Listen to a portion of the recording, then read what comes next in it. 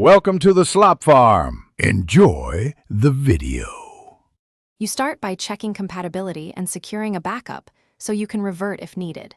Sign in to the Apple ID linked to the beta program and enable two-factor authentication if not already set. Once done, open Settings and confirm you have enough free space. Beta installs often need several gigabytes.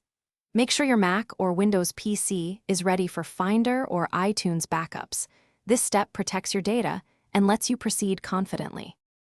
Now you enroll and install the beta profile on your iPhone.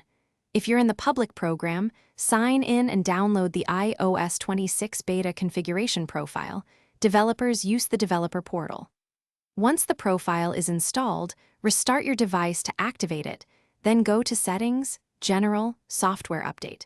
If the beta update doesn't appear immediately, wait a few minutes and toggle Wi-Fi off and on. This often forces the update to surface in Software Update. You're on the final stretch. Tap Download and install when iOS 26 beta appears. Keep your phone plugged in or above 50% battery and stay on Wi-Fi. The download and install take time and device optimization will follow. After the update, verify apps and settings.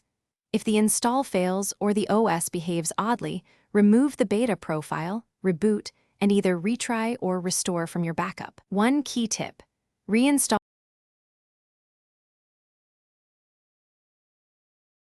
Thanks for watching. Consider subscribing if we helped you today.